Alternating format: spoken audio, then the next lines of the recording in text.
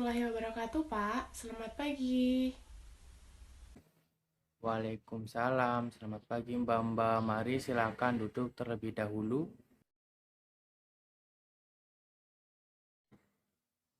Ada keperluan apa ya Mbak?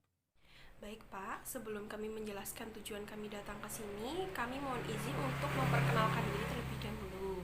Kami dari mahasiswa Unjaya semester 4. Tujuan kami di sini adalah meminta izin kepada Bapak untuk melakukan penyuluhan mengenai HIV/AIDS ya Pak. Karena seperti yang kita ketahui sekarang ini, Pak, banyak sekali anak-anak remaja bahkan yang beranjak dewasa melakukan pergaulan bebas. Bahkan ada yang sampai melakukan hubungan secara bergonta-ganti dengan pacarnya. Untuk itu, kami melakukan penyuluhan ini supaya para siswa mengetahui mengenai penyakit HIV atau AIDS ini. Baik Mbak, kalau boleh tahu untuk acara penyuluhannya kapan ya?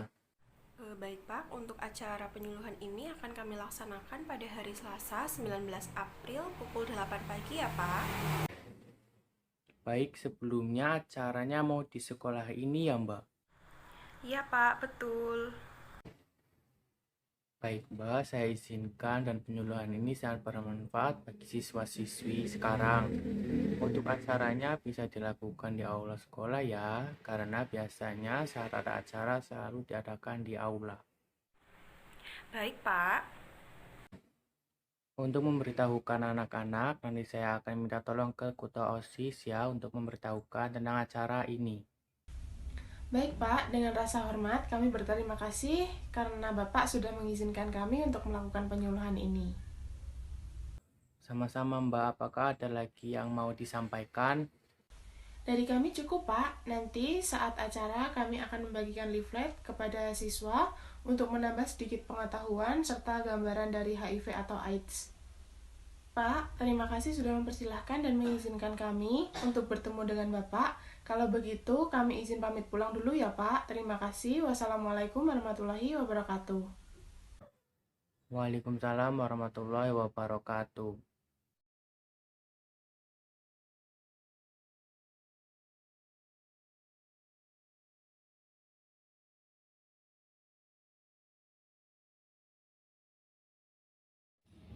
Assalamualaikum warahmatullahi wabarakatuh. Selamat pagi teman-teman semua.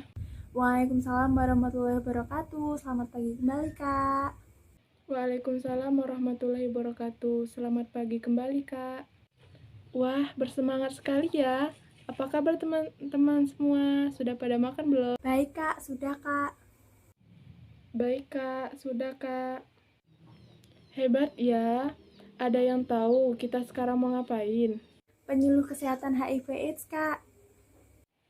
Penyuluhan kesehatan HIV/AIDS, Kak. Pinter-pinter ya di sini.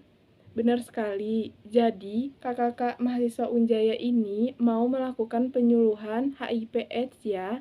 Sebelum dibahas oleh kakak-kakak Unjaya, apakah ada yang tahu apa sih itu HIV/AIDS? Saya Kak, penyakit HIV/AIDS adalah penyakit yang disebabkan oleh HIV/AIDS. Wah, benar ya. Ada lagi yang ingin berpendapat? Saya Kak, penyakit disebabkan oleh yang tertular HIV/AIDS juga. Betul sekali ya, jawabannya benar semua. Nah, jadi kakak dari Unjaya mau kasih sedikit lebih ilmu nih mengenai HIV/AIDS. Langsung saja ya Kak, kita mulai untuk pemateri pertama. Silakan Kak. Baik, Kak. Terima kasih atas waktunya yang telah diberikan kepada saya. Halo teman-teman semuanya. Saya di sini akan menyampaikan apa sih itu penyakit HIV/AIDS. Jadi, langsung saja ya. HIV merupakan Human Immunodeficiency Virus yang sejenis virus yang menginfeksi saluran sel darah putih yang menyebabkan turunnya kekebalan tubuh manusia. Sedangkan AIDS merupakan Acquired Immunodeficiency Syndrome yang merupakan sekumpulan gejala yang timbul karena turunnya kekebalan tubuh yang disebabkan oleh HIV. Sedangkan HIV/AIDS merupakan penyakit menular yang memiliki angka resiko paling tinggi di dunia. Hal ini disebabkan masih rendahnya pengetahuan informasi dan kesadaran masyarakat tentang penyakit HIV/AIDS, dan masih adanya stigma sosial dan diskriminasi keterbatasan tenaga konselor atau psikolog, dan keterbatasan sosialisasi di daerah terpencil, dan usia remaja adalah sekelompok usia dengan berisiko paling tinggi yang mengalami HIV/AIDS. Karena pada usia ini anak-anak sedang mencari jati diri dengan mencoba hal baru.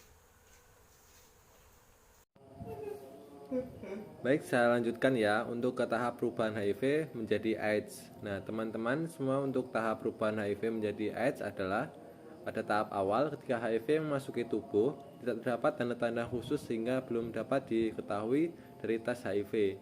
Tahap ini disebut dengan periode jendela, berkisar antara 1 hingga 3 bulan, bahkan ada hingga 6 bulan. HIV masih bersembunyi atau belum bisa diidentifikasi. Pada tahap kedua, HIV telah berkembang biak dalam tubuh sehingga dapat diketahui dari tes HIV. Orang yang tertular HIV tetap tampak sehat selama 5-10 tahun, dikenal dengan masa laten HIV atau AIDS. Pada tahap ketiga, sistem kekebalan tubuh semakin menurun. Orang yang HIV akan mulai menampakkan gejala-gejala AIDS, misalnya ditandai dengan adanya pembengkakan kelenjar limfa pada seluruh tubuh. Tahap ini kira-kira berlangsung selama lebih dari 1 bulan. Pada tahap akhir, ketika sudah menjadi AIDS, penderita akan semakin lemah kondisinya akibat berbagai penyakit yang tidak dapat dilawan oleh sistem kekebalan tubuhnya. Pada akhirnya, cepat atau lambat penderita akan meninggal tergantung dari kondisi penyakit yang dideritanya.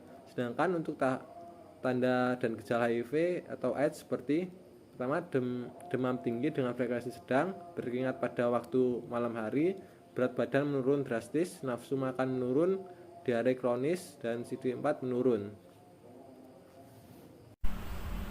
Baik, untuk yang selanjutnya yaitu penularan dari HIV/AIDS ini ada berbagai macam jalurnya ya, seperti menggunakan jarum suntik secara bersamaan, lalu melalui alat tindik telinga, kemudian melalui alat tato atau alat peluka atau alat penembus kulit lainnya yang sudah terkena HIV dan digunakan secara bergantian, kemudian melalui transfusi darah yang sudah mengandung HIV, lalu dari ibu ke janinnya yang melalui ari-ari, kemudian melalui darah dan cairan pada saat melahirkan, lalu melalui cairan ASI pada saat menyusui, dan juga melalui hubungan seksual dengan orang yang sudah terkena HIV, atau seperti melalui dari kelamin bertemu dengan kelamin, mulut bertemu dengan kelamin, dan juga dubur dengan kelamin. Kemudian yang selanjutnya yaitu untuk cara pencegahan dari HIV/AIDS ini seperti abstinence, yaitu hubungan seksual pranikah, lalu ada be faithful, yaitu setia terhadap pasangan, kemudian ada no drugs, yaitu tidak menggunakan narkoba dan juga minuman keras, kemudian kondom, yaitu menggunakan kondom ketika berhubungan seksual, dan juga equipment, yaitu menggunakan alat-alat steril. Nah, jadi teman-teman harus selalu berwaspada ya terhadap penyakit ini, karena penyakit ini sangat sulit sekali untuk disembuhkan. Dan apabila teman-teman sudah terkena penyakit ini, maka teman-teman harus rutin untuk meminum obat dan juga rutin untuk melakukan terapi ARV. Baik teman-teman, sekian penjelasan dari kami. Apakah teman-teman ada yang ingin ditanyakan? Baik, terima kasih Kakak Unjaya yang sudah menyampaikan materinya. Dan teman-teman, jika ada yang ingin ditanyakan, saya persilakan ya. Saya Kak, saya izin bertanya, apakah jika kita menggunakan alat pelindung saat berhubungan bisa mencegah hal tersebut? Terima kasih untuk pertanyaannya ya. Jadi saat melakukan hubungan badan dengan menggunakan alat pelindung seperti kondom, itu bisa mencegah dari HIV/AIDS meskipun tidak efektif 100%, tetapi melindungi ya. Dan ini hanya untuk berlaku untuk yang sudah menikah dan jika ingin menunda anak. Jadi untuk kalian sangat tidak diperbolehkan ya. Baik Kak, terima kasih atas jawabannya. Ayo, siapa lagi yang mau bertanya? Saya Kak. Baik, silakan.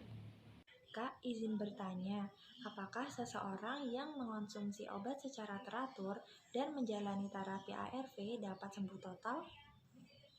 Baik, silakan dijawab ya Kak. Baik adek, untuk sembuh totalnya itu tidak bisa ya, tetapi jika mengkonsumsi obat dari dokter dan juga melakukan terapi ARV secara rutin, maka ini membantu untuk mencegah virusnya merusak secara berlanjut ya. Baik Kak, terima kasih. Baik, kalau begitu saya giliran bertanya nih. Teman-teman semua masih ingat tidak cara penularan HIV/AIDS? Saya Kak, Silakan.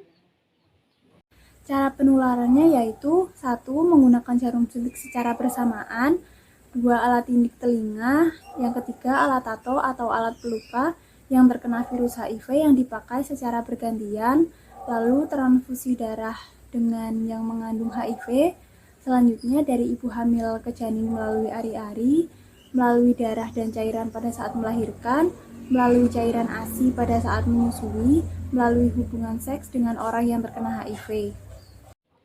Benar sekali ya, semuanya pada aktif dan pintar ya.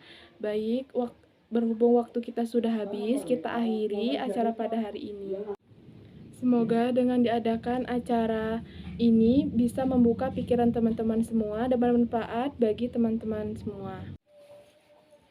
Saya selaku moderator, mohon maaf apabila ada kesalahan dari diri saya dan kakak Unjaya. Saya akhiri, selamat pagi dan terima kasih teman-teman semua. Wassalamualaikum warahmatullahi wabarakatuh. Waalaikumsalam warahmatullahi wabarakatuh. Selamat pagi kembali Kak.